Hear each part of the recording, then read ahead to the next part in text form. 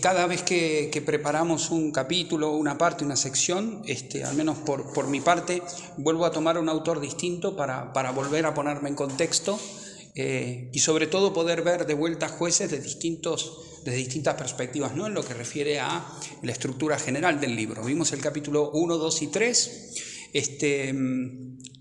Y hay un hermano que se llama Kenneth Matthew, que comenta el libro de Jueces y decide, dividirlo en 3 partes. Nosotros hoy vamos a entrar, ya entramos en la segunda, pero hoy vamos a entrar de una manera mucho más doliente para aquellos que tienen espíritu varonista. Tenemos, digamos, como tres grandes partes, ¿no? La primera la tenemos del capítulo 1 al capítulo 3, versículo 6, que este autor la llama la desobediencia espiritual.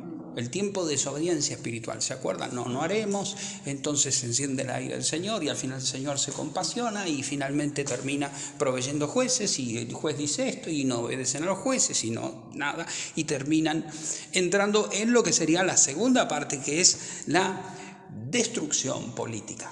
Es decir, toda esta desobediencia, todo este estado de lejanía de Dios lleva a los hijos de Israel. Es curioso cómo lo llama el texto hebreo, a los israelitas uno lo lee, pero a los hijos de Israel los llevan a entrar en una espiral descendente, como veíamos, en el cual va creciendo cada vez más, como sería como el principio de autodestrucción. Porque en realidad no es que la destrucción viene de otros, sino que sobre todo de la perversión que hay en el corazón del pueblo, que van cayendo en pactos con otros pueblos que habían en Canaán, de pueblos que no lograron expulsar, que no quisieron, que no les convenía, que los subyugaron bajo tributos, y después otros ídolos que empezaron a adorar, fueron abandonando al Señor, pero no solamente quedó allí, sino que además fueron depravándose moralmente. Cuando dice moralmente, cada vez que vean la palabra moral aplicada a la Biblia, no está hablando del sentido espiritual, sino está hablando de las costumbres. Es decir, empezó a tener costumbres propias de aquellos pueblos que ni siquiera tenían principios o códigos morales generales. ¿Sí? Para decirlo de alguna manera, empezaron a comportarse como un pueblo bárbaro. O sea, como por debajo de lo que se esperaba de los hijos de Israel, es decir, del pueblo de Dios. O sea, no es que no cumplieron la ley de Moisés, no. Ya estaban, digamos, cumpliendo básicamente las mismas usanzas, las mismas costumbres que los pueblos paganos. Por eso es un periodo larguísimo y termina de una manera tremenda. Procuraré bajo todo este concepto no spoilear futuros capítulos, pero del capítulo 3, como veíamos con Dani, hasta el capítulo 16, hasta el final, hasta el verso 31, tenemos todo este periodo de destrucción política. Y ya veremos por qué destrucción política. Ahora, los últimos capítulos ya directamente nos hablan de una depravación moral integral. Del capítulo 17 al capítulo 21, versículo 24, lo que sucede en esos capítulos ya ni entre los paganos. Cualquier semejanza con la realidad, digamos, a nosotros no nos pasaría ninguna iglesia, creo que podría suceder cosas por el estilo, ¿no? O sea, siempre. Bien, ahora, si recordamos lo visto, vemos que ante este caos que hay integral, no solamente espiritual, sino también civil, Dios va, miren la palabra que voy a usar, proveyendo distintos líderes, que pueden ser civiles o militares, proveyendo, y voy a usar otra palabra, o va levantando, es un verbo específico que se utiliza en Jueces, a otro tipo de líder en el cual el Señor lo va de alguna manera a empujar. 7 veces aparece en todo el libro la palabra Espíritu de Jehová, Espíritu de Yahvé, Espíritu del Señor, que desciende sobre algunos de estos jueces, ¿sí? Teniendo en cuenta que en todo el libro se menciona de modo absoluto, allá por el verso 25 del capítulo 11, que hay un juez, no en estado constructo, sino juez es el Señor. Es el único protagonista, aún en medio y a pesar de toda esta desgracia tras desgracia tras desgracia. Lo que van cambiando son los copartícipes de la historia o los instrumentos con los cuales Dios va entretejiendo su trama en la historia. Ahora, estos gobernadores no se caracterizan, como diría Deuteronomio 17, habla de los gobernantes en general, después se le aplica a los reyes, por eso se aplica a la necedad final vital con la que el Salomón terminó su vida, pero a pesar de su sabiduría, en su comportamiento práctico pifió tras pifió tras pifió. Sin embargo, acá aparece un gobernante que no es sabio necesariamente. Es decir, si uno lee los proverbios se va a dar cuenta, incluso Eclesiastés, que es un libro bastante realista, en el buen sentido existencialista, digamos, va a encontrar con que siempre la sabiduría va de la mano del comportamiento. Sin embargo, acá pasa todo lo contrario.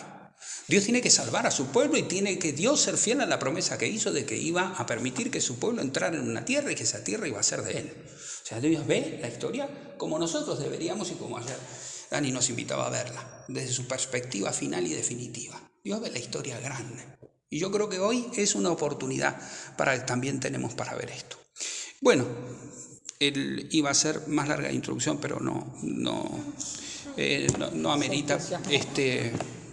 Vamos a directamente entrar en el texto que, bueno, explico igual la razón. Vieron que al último momento avisé que vamos a ver solamente el 4, del 5. Por ahí la semana que viene vamos a entender más. Vamos a tratar de hacer abstracción del capítulo 5, que vendría a ser contado poéticamente y mucho más bello estéticamente. Lo que veremos hoy, no solamente relatado en prosa, es decir, como una historia, sino que veremos algunos otros acentos especiales, o diríamos así, altísimos vuelos espirituales. Sobre todo tuve temor, lo charlaba con el hermano y veíamos que, bueno, el hermano de nuestro compañero, que es Don Asenjo, y a él le aprecia mucho el capítulo 5 y el tema es que yo le digo, pero el tema es que yo estoy invalidado porque lo aprecio mucho. Entonces soy totalmente, no estoy cualificado para dar 4 y 5 juntos, no sé, era una lucha interna. Entonces dije, voy a trazar algunas cosas del capítulo 5 y entonces me dice, pero que es muy rico. Y entonces yo digo, sí, es que es verdad, vamos a verlo aparte. Entonces dije, bueno, mejor que vayamos leyendo el texto y me van preguntando cualquier duda que sepan, pero sepan que ahí también hay no sé si lo sabían o no, pero es la pieza, el capítulo 5 de Jueces junto con la sección de Proverbios del capítulo 10 al 22, son los dos fragmentos de la escritura más antigua del pueblo de Israel. No sé si sabían, pero el canto de Débora del capítulo 5 es la página más antigua de toda la escritura. Uno de los más bellos poemas escritos. Sí, lo que pasa es que lo empecé a leer en hebreo y me empiezan a pasar cosas. Está hecho hasta en rima y sinceramente es algo que, disculpa, pero bueno, oraremos para que el Señor de lo que hice me pueda ayudar, o a Dani, por supuesto, para la semana que viene, para que siempre está la esperanza de que Dani me salve. Bueno, vamos entonces ahora sí a leer. Decíamos que vamos a leer dos versículos cada uno así en círculo, y si el que no quiere dice paso. No importa la versión que usen, acostumbrémonos a usar versiones distintas y que eso no nos limite, no nos separe el amor. Adelante. Después de la muerte de Ahod, los hijos de Israel volvieron a hacer lo malo ante los ojos de Jehová. Y Jehová los vendió en mano de Jabín, rey de Canaán, el cual reinó en Azor, y el capitán de su ejército se llamaba Sísara, el cual habitaba en Aroset Goim. Entonces los hijos de Israel clamaron a Jehová porque aquel tenía 900 carros herrados y había oprimido con crueldad a los hijos de Israel por 20 años. Gobernaba en aquel tiempo a Israel una mujer de Ora, profetisa, mujer de Lapidot. Y acostumbraba sentarse bajo la palmera de Débora, entre Ramá y Betel, en el monte de Efraín, y los hijos de Israel subían a ella a juicio. Y ella envió a llamar a Balac, hijo de Abinoam de Ceder de Neftalí, y le dijo: ¿No te ha mandado Jehová, Dios de Israel, diciendo: ve y junta a tu gente en el monte de Tabor, y toma contigo 10.000 hombres de la tribu de Neftalí y de la tribu de Zabulón. Yo voy a hacer que Sísara, jefe del ejército de Javín, venga al arroyo de Quizón para atacarte con sus carros y su ejército, pero yo voy a entregarlos en tus manos. Solo iré si tú vienes conmigo, contestó Barak, pero si tú no vienes, yo no iré. ¿Pasás? Sí, pasa. Ella dijo, iré contigo, mas no será tuya la gloria de la jornada que enfrentes, porque en mano de mujer venderá Jehová a Sísara, y levantándose de hora fue con Barak a Sedes, y junto Barak a Zabulón y a Neftalí en Sedes, y subió con 10.000 hombres a su mando, y Débora subió con él. Eres pequeñita, descendiente de Jobab, el suegro de Moisés, se había apartado del clan de los kenitas y había estado viviendo junto a la encina de Sanayim, cerca de Sedes. Cuando el general Sísara supo que Barak estaba acampando en el monte Tabor, Y reunió Sísara a todos sus carros, 900 carros cerrados, con todo el pueblo que con él estaba, desde Abroset-Goín hasta el arroyo de Sesón. Entonces Débora dijo a Barak, levántate, porque este es el día que Jehová ha entregado a Sísara en tus manos. ¿No ha salido Jehová delante de ti? Y Barak respondió, descendió del monte de Tabor, y 10.000 hombres en pos de él. Y Jehová quebrantó a Sísara, a todos sus carros y a todo su ejército. Afiló la espada delante de Barak, y Sísara descendió del carro y huyó a pie. Mas Barak siguió los carros y el ejército hasta Aroset-Goim, y todo el ejército de Sísara cayó a filo de espada, hasta no quedar ni uno.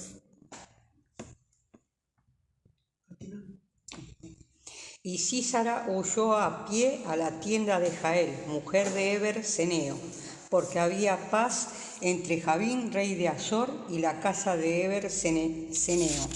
Y saliendo Jael a recibir a Sísara, le dijo, ven, señor mío, ven a mí, no tengas temor. Y él vino a ella a la tienda, y ella le cubrió con una manta. Y él le dijo, te ruego me des de beber un poco de agua, pues tengo sed.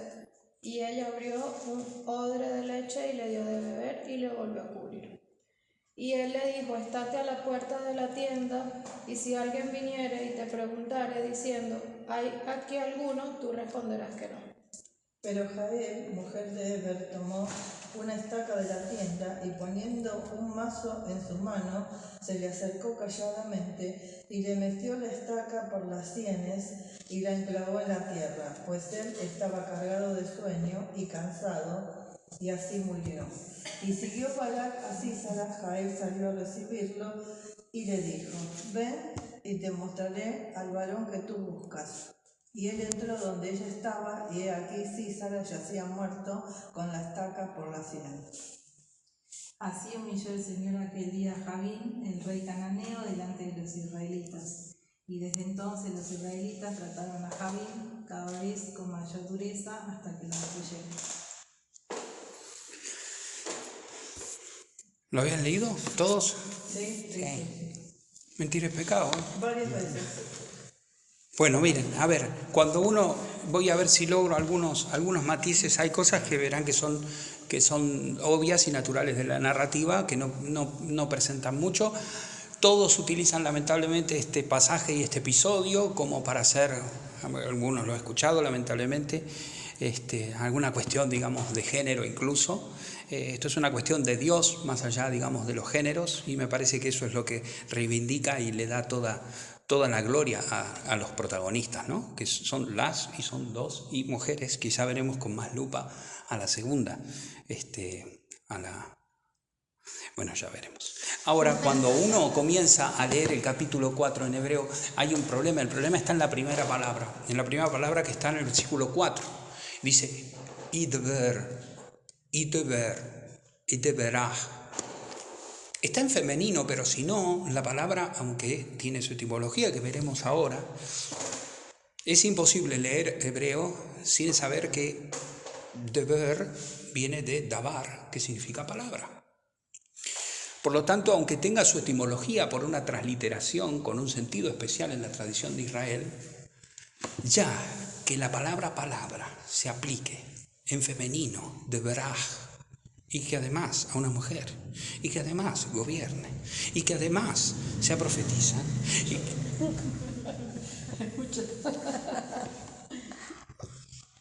Créanme que eso es palabra de Dios por sí mismo.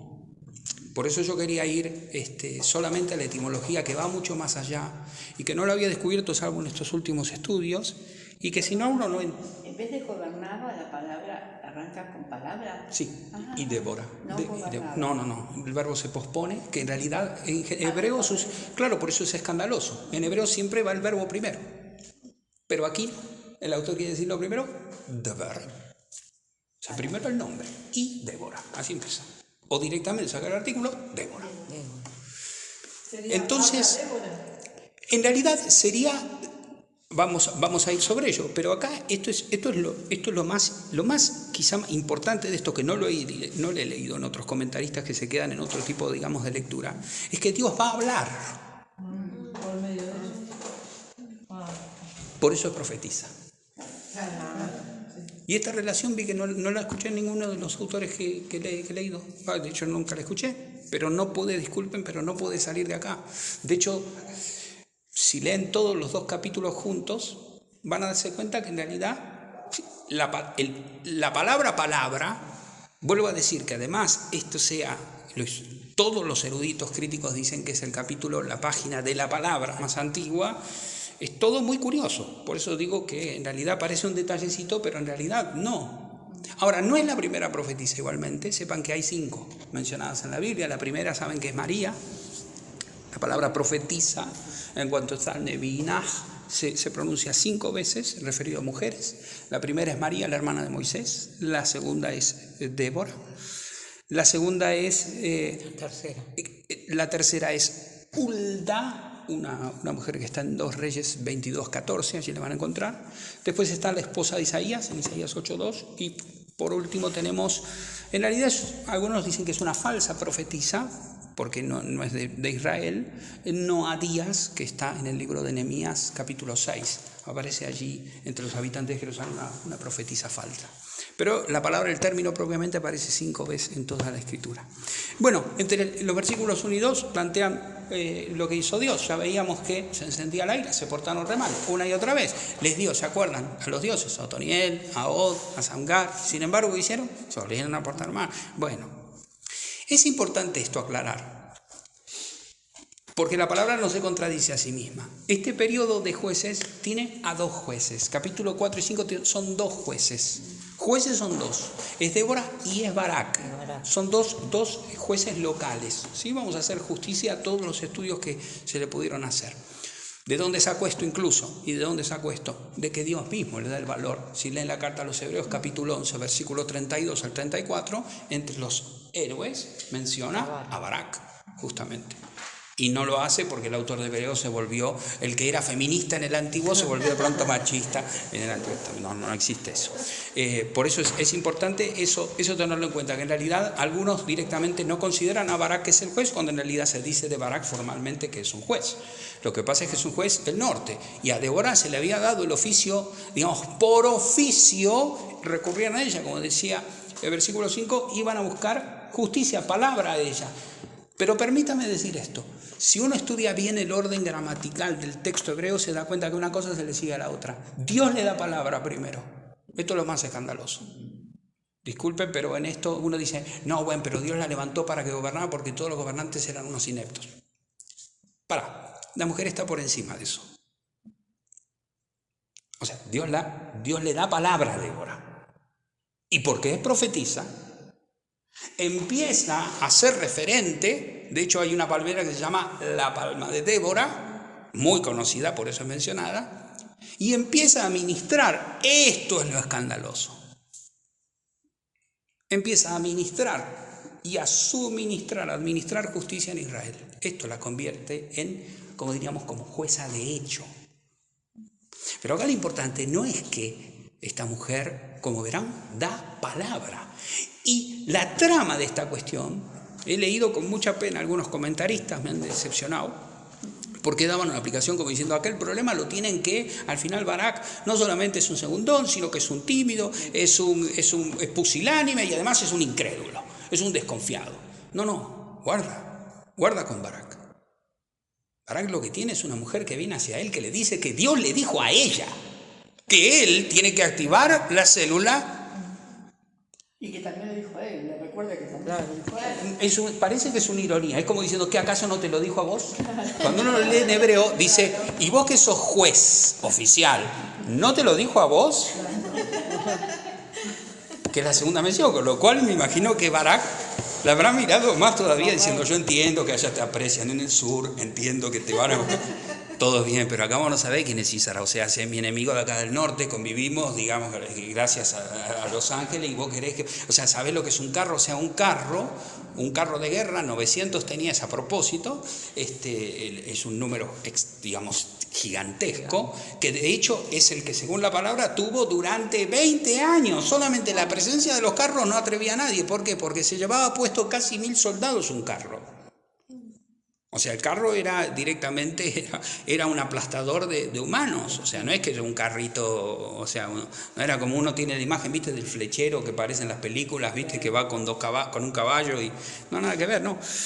Ahora, se encuentran acá porque desobedecieron al Señor y Yahvé, Jehová, los vendió, los puso en manos de Javín. Ahora, ¿quién es Javín? Aclaro. Javín, como otros nombres, como Faraón, como Artajerjes o Jerjes, son títulos dinásticos. Por tanto, si ustedes buscan, por ejemplo, en Josué 11:1 y Josué 1:11, se van a dar cuenta que incluso esta ciudad, Hazor, fue en tiempos de Josué destruida.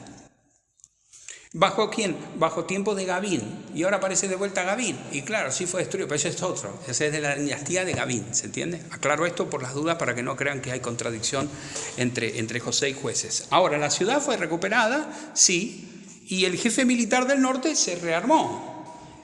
Tenía que defender esta ciudad que era muy estrategia. En el norte sería, imagínense lo que es la zona de Galilea. Débora estaría con lo que sería en Jerusalén, a 10-15 kilómetros de Jerusalén, ¿no? En Roma. Y en el norte, cerca de Galilea, lo que sería Cafarnaúm, digamos, seríamos hoy, ¿no? Ahí estaría la parte del norte. Ahí toda esa zona estaría a cargo de Javín. Y el representante militar de Javín era Císara.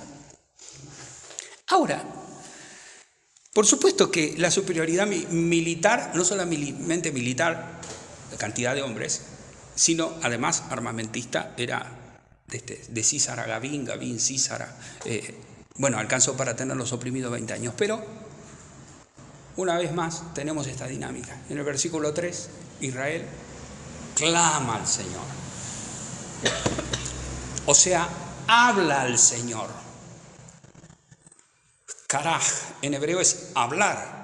Y siempre cuando alguien habla, ¿el otro qué hace? Y después responde. O sea, alguien habla, Karaj, y alguien responde, Dabaraj. Entonces, el pueblo clama al Señor y el Señor responde. Ahora, ¿le responde con una palabra? ¿O le responde con aquella que es la palabra?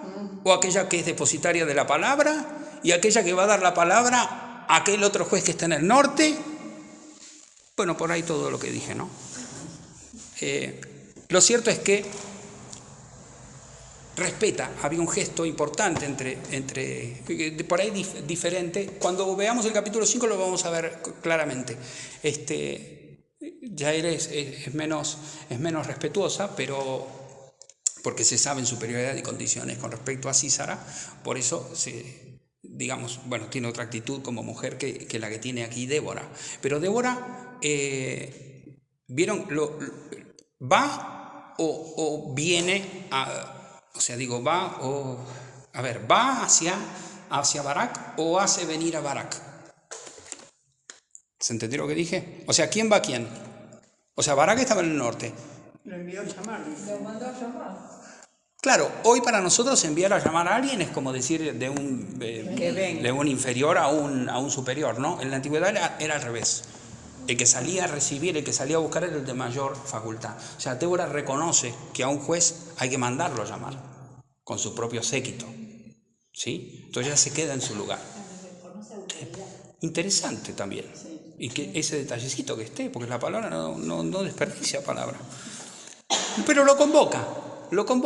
Convocar y llamar se dice lo mismo. Guarda su lugar. ¿Sí? Se queda en su lugar. Pero porque el lugar se lo concedió Dios en la palmera. Mejor lugar que ese.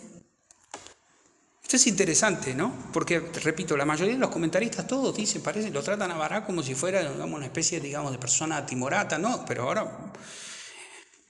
O sea, aparte no es que Débora tiene una palabra y le dice, mira, está complicada la cosa, tenemos que ir, estos chicos, o sea, ustedes imagínense, Barak es vecino de Sísara. Claro. Sabe lo que hay ahí. Que venga y le diga, Jehová te manda que los destruyas. Yo no quiero ser malo, ¿no? Pero la desconfianza de Barak, ¿está en la palabra de Dios o está en realidad en lo que cualquier juez en su sano juicio pensaría? Es decir, después se va a mencionar y se va a ver más claro. Jael, que es la que remata la historia nuestra, Jael es la esposa de Eber. Eber se lo menciona en el versículo 11. Y Eber, ¿saben de quién era amigo? De los del norte, de Javín, es decir, de Sísara. Por eso Sísara no duda en entrar a su tienda. ¿Se entiende? Sí. Le hace la cama perfecta. Entonces, acá es importante esto al Barak, no era ningún inocente, Barak era un militar, no le era desconocido. Entonces, la palabra de Débora, o sea, lo que tuvo que hacer Barak es decir, bueno, yo confío en que esto es del Señor y en que los planes de Dios también me pueden llevar a la destrucción. Porque si esta palabra de Débora no viene de Débora, a mí se me está matando, se me está llevando a mi propio matadero. ¿Se entiende? No sé si fui lo suficientemente capaz de resumirlo, el episodio. Tenemos en el sur, tenemos a Débora, y tenemos ahí a Jael. Pero justamente tenemos a los israelitas del sur que no están enemistados con los del norte. Y más abajo de los del norte tenemos a Barak. Entonces le dicen, hay que tener cuidado con los de allá. Entonces Barak dijo, qué raro esto. Es esta palabra de Jehová. O sea que van a venir a destruir estos Císar. 20 años de opresión, entiendo, pero opresión a ustedes, a mí no. O sea, opresión a las tribus del sur, pero acá. Sin embargo, este es el acto de confianza que tiene que hacer Barak. Nombre que hablaremos también y que es imposible verlo de otra manera. Porque Barak es una transliteración muy modificada, levemente. Porque las 3 consonantes Barak significa bendecir. De ahí viene Baruch. Baruch significa bendecir en verbo. Barak es una alabanza, una bendición. O sea que hasta su propio nombre, que etimológicamente significará otra cosa, no habla de un tipo malo. Era un juez local, digamos, tenía su postura. Tenía sus muchas razones, quiero decir, hermanas, para sospechar de todo esto. Sin embargo, la grandeza de Barak, que no la he leído, pero para mí la estuve pensando, la grandeza está en justamente confiar que Dios es capaz de hablar también por una mujer. ¿Se entiende lo que digo? No sé si ustedes... Sí, ¿no? Porque no sé si estoy logrando transmitir eso es un mensaje sencillito, digamos eso, ¿no? Pero en realidad hace la diferencia. Ustedes fíjense que en realidad el tema de la confianza, porque todos dicen, no, porque Barak desconfió en el Señor. No, si no tenía evidencia. Si el Señor no mandó una mujer. Es como cuando uno diga, bueno, al final los apóstoles bastante cobardes, bastante incrédulos, no creyeron en el testimonio de la mujer. ¿Cómo van a creer en el testimonio de la mujer si la ley las declaraba, lamentablemente, las declaraba no testigos fidedignos? Tienen que ser 2 y varones. Es muy fácil hablar, especular, hacer aplicaciones de todo tipo, pero vamos a la verdad. O sea, viene una mujer sola que te hace llamar para algo importante, para hacer entrar en guerra, o sea, para poner en riesgo todo, las tribus vecinas, todo, porque Jehová dijo que traerá paz y libertad a toda la región. Por eso ahí entonces, ¿qué le dice Barak? Recordarán, si no venís conmigo, yo no voy. Aún eso es precioso. Porque a veces, digamos, uno en realidad, ¿cuál es el punto de la confianza? Volvemos a Hebreos 11, ¿no? O sea, la fe es la certeza de aquello que no se está viendo. Y muchas veces nosotros tenemos que empezar a ver un poquito para empezar a creer un poquito. Y vamos creyendo como a contraevidencia, ¿no? Se va presentando una evidencia y vamos creyendo un poquito más y creyendo un poquito más y creyendo. Y la fe que se nos exige a veces, como dice Hebreos 11:27, nos habla de Moisés, dice, y se abrazó a Dios como aquel que está viendo al invisible. Cuando se habla de Abraham, en el 11:8, salió Abraham, dejó todo, sin saber a dónde iba. Y termina el capítulo, ¿se acuerdan? Como muchos héroes que la saludaron de lejos a la tierra, ni la vieron. Saludaron de lejos significa que ni nada. Entonces, bueno, como para que, no sé si lo habían pensado así el texto, alguna vez si lo escucharon presentado así, pero la verdad es que me fue muy difícil verlo de otra manera. Así que bueno, en realidad, ahí viene en el 9 y en el 15 la motivación de Débora. En cuanto al papel van a encontrar, he leído, pero bueno, la verdad es que no ameritan. Saben que el rol de la mujer en el pueblo de Israel, en las antiguas dispensaciones, vamos a hablar de la antigua dispensación en otros tiempos y de Cristo en la iglesia primitiva. Miren, lamentablemente el varonismo en la iglesia surgió junto con el romanismo, es decir, con la figura no de la mujer cristiana, que fue, digamos, como la versión de la mujer, el tener, como dice Pablo a Timoteo, la mujer, con todo respeto, como hermana. O sea, ese es el sentido, ¿no? De una hermana en el Señor. Una hermana, una madre, una hermana. Pablo en Romanos 16 utiliza a todos. Ella es como mi madre, ella es como mi hermana. Ella trabajó más, ella fatigó más que todos en el Señor. Ahí cuando hablamos en Efesios, hablamos de la mujer, hablamos de todo eso. La mujer no necesita defensa de esto. Tampoco necesitó que el calendario romano de la Iglesia Católica declarara el 21 de septiembre, para aquellos que el día les resulta conocido, el 21 de septiembre es el día de San Débora. De Santa Débora. La Iglesia Católica hasta le puso un día y todo. ¿Un día? Sí. Si te haces católica. Claro, entonces no tuvieron problema de ponerle como una de las tantas mujeres que murieron dando testimonio de la fe. Es decir, se usaba en los primeros siglos, existían mártires, saben que había mujeres mártires, vamos, que se desmarcaban estaban muy lejos de ser mujercitas así tímidas. No, es algo que el Señor siempre proveyó, donde Dios da palabra da fuerza, y donde da fuerza da presencia, y donde da presencia se hace presente, y donde se hace presente Él arrolla todo. Es imposible querer tapar con la mano el sol, ¿no? Entonces, digamos, la Biblia en este sentido, pero he leído un montón de comentarios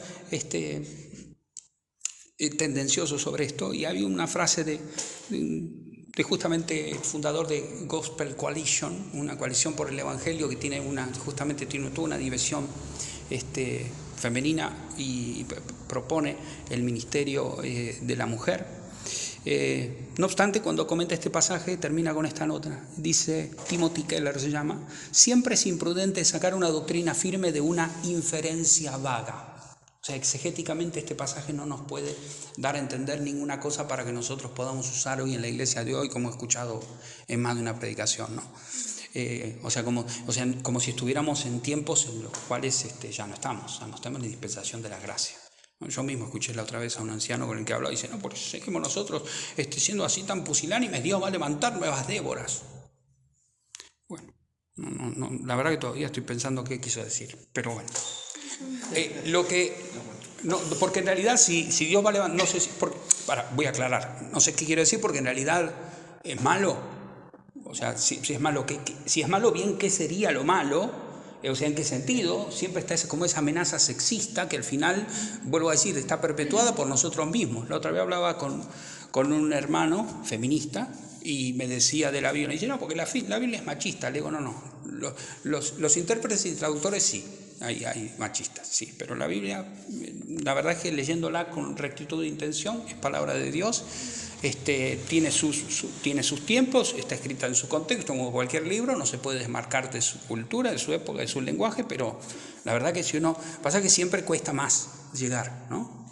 A veces, pero las joyas se encuentran, y cuando encontrás las joyas, ¿no? Como dice Job, cuando vas y en la mina y buscas y te encontrás con la palabra, te das cuenta que la palabra es de Dios, ¿no? Como dice el canto ese que yo llamo el canto antivaronista, 1 Corintios, para que se acuerden siempre, 1 Corintios para las mujeres. A ver, que alguna hermana la lea. 1 Corintios 11:11, a ver si lo digo bien. Para que cuando algún hermano quiera citar temer a que Dios levante Débora, da miedo de eso. que sí, que le dé mucho miedo, sí. Lo elegí porque es 1, 1, 1, 1, 1. Son 5 unos. A ver. No, 11. A ver si también le pifié o no. No, está perfecto. A ver. Pero en el Señor, ni el varón es sin la mujer, ni la mujer sin el varón. ¿Está bien? El Señor me regaló el quíntuple 1. Ahora, interesante esto, en manos de una mujer. En manos de una mujer. Vieron que aparte está con arte escrito. O sea, le va a decir Débora, y va Débora humilde, uno la lee y dice, en manos de una mujer va a entregar, hoy la gloria no va a ser tuya. Escuchen lo de la gloria, retengan la gloria, no va a ser tuya. Dice, y entonces, ¿habrá pensado Barak que está hablando de ella? No está hablando de ella. No está hablando de ella. Está hablando de Jael. Esa es la mujer en la cual entrega a Císara. Ahora, lo más humillante, sin embargo, para Barak, y esto sí es lo que quizá menos da para pensar, que es una especie, digamos, de 2.2 de interpretación, y es que en realidad, no sé si sabían, pero las mujeres judías tenían entre sus tareas, están registradas en la Mishnah, ellas eran las encargadas de afirmar las tiendas de campaña. De la estaca se encargaba la mujer. Claro, por eso la tenía ahí tan cerquita. Y la tenía tan clara. Pero el tema, ¿saben cuál es? Que el que tenía que matar para recibir la honra era el militar profesional, Barak, juez y militar. Sin embargo, una ama de casa termina traspasándole la hacienda. Vamos a hablar sobre este gesto que da para mucho más la próxima semana. Más allá de que es violento, quizás sería bueno repasar alguien que pueda buscar rápido el Salmo 83, versículo 2, 83, 2 y después el 9. Porque hay mucha crueldad aquí, no quiero que se confunda con este empiece de paréntesis del 4 y del 5, porque aquí no cualifican las mismas cosas que califican para otra cosa. No teman que no me he vuelto feminista ni lo soy. Simplemente que estoy obligado a trazar con justicia. Los enemigos serán crueles con Israel. Por eso mismo seleccioné estos versículos. A ver, Salmo 83, 2 y después al 9 salta. Porque aquí que rugen tus enemigos y los que te aborrecen alza cabeza. 9. Hazle como a Madián, como a Císara, como a Javín en el arroyo de Sisón. Bien. Se cita hasta en un salmo este episodio, con lo cual en realidad nos da a entender que este obrar, aunque sea por supuesto visto, a ver, uno no está hablando de Císara, no era el obispo de Javín, ¿no? No era el sobrevedor de los hermanitos libres de Javín, ¿no? Estamos hablando de una persona que era sanguinaria y que durante 20 años no es que estuvo oprimiendo a Jerusalén, sino que se estuvo cargando un montón, digamos, de gente. El tema es es que y lo más hermoso de esto es que los carros, si uno lee bien allá del versículo 17 en adelante, parece que en hebreo se leen que los carros como empiezan como a deslizarse, empiezan a hacer pis, empiezan a resbalar, y en medio de eso es toda una catástrofe, porque el poder mayor del enemigo empieza a hacer agua, y entonces empieza a avanzar el ejército, y a espada terminan destrozando hasta los que están en los carros, que no pueden saber dónde están, y finalmente todo eso, el jefe del ejército huye. Sísara huye y va a buscar un refugio, y ahora vuelvo al principio, y con esto vamos terminando, a donde sabe que no hay peligro. Donde menos se lo espera. Y sin embargo allí, por eso lo que hace Jael, vamos a decirlo así, es, y veremos la semana que viene si Dios nos permite, también forma parte del propósito de Dios, ponerle fin y volverle la paz a Israel. Ahora el instrumento, lo que varían son los instrumentos. Pero no estamos hablando ni de una crueldad ni algo de mucho más peor de todo lo que vimos que hicieron todos los otros, a descuartizar un montón de gente, ¿no? O sea, que se nos diga que con un lazo con el cual se arrean los bueyes, tal juez mató a 600, no se está diciendo algo mucho peor que esto, que algunos dicen, no, sí, pero acá esto es un acto de crueldad, acá no respeta los... Bueno, estamos en un libro en el cual no tenemos códigos, como verán, lo que sí tenemos es un Dios que va aprovechando de distintas maneras. Se va a decir de ella, además la palabra la refrenda en el versículo 23 en el cántico, se dice que ella es bendita. No se lo dice bendita, yo les dije que, bueno, se dice barajá, de ahí viene de Baruch, de Baraj, es de la semántica, ¿no? Es todo un juego de palabras, explote ese poema, ¿no?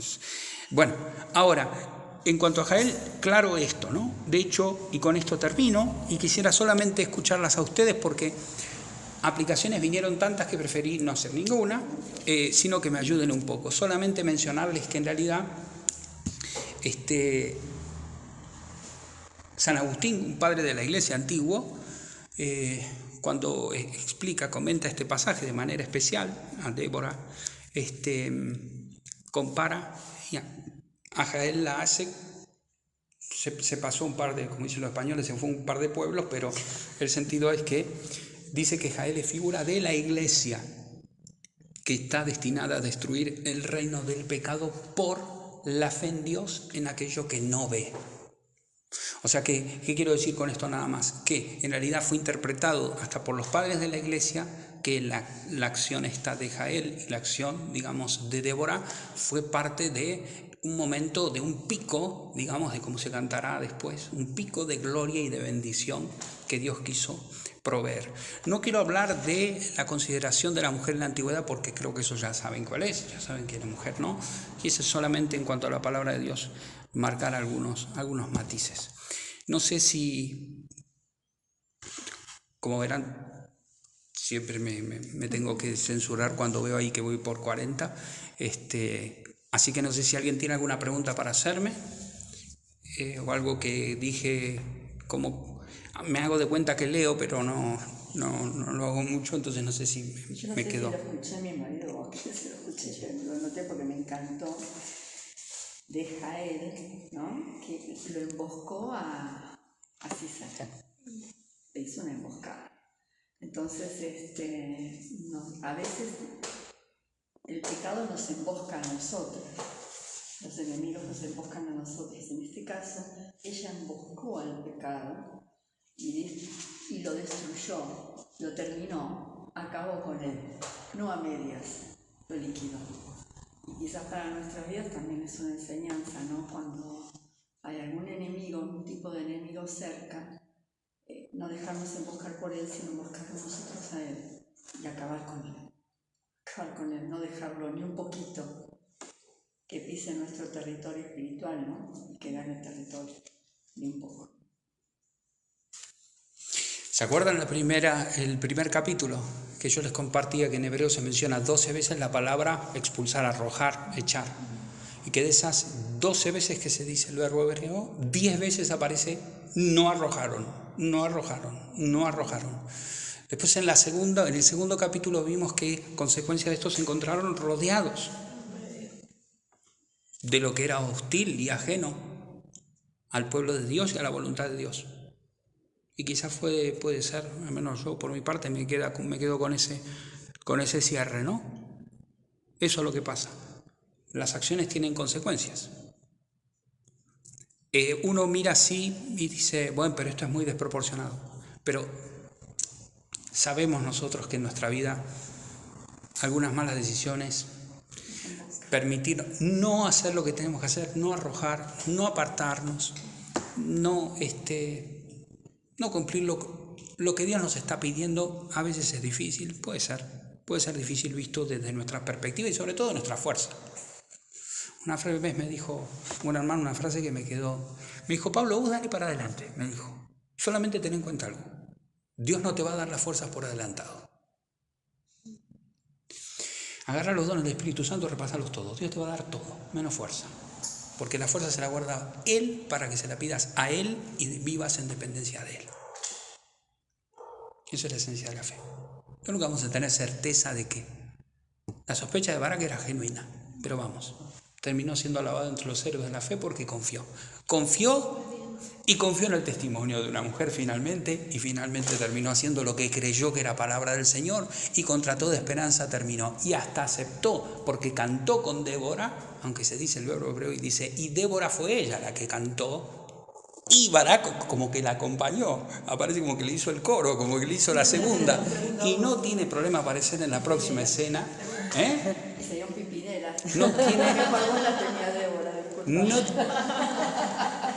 y lo bueno es que no se sabe, se van intercruzando porque hay cosas que describe que no las puede saber Débora. Claro. Entonces se van haciendo como una sola voz, ¿no? Entonces por eso quería destacar, a veces muchos comentaristas los oponen, otros elevan a Débora a un rasgo en el cual me parece a mí que no termina haciéndole respeto a lo que su propia esencia, lo que Dios le dio, que es extraordinario, no es ni más ni menos, era lo que su pueblo necesitó en ese tiempo, y solamente eso fue parte, porque en realidad allí se dice en el versículo 4 y 5 que iban a ella a pedir justicia y que ella, voy a usar una palabra moderna, ¿no? Pero le daba palabra debajo de la palma de Débora.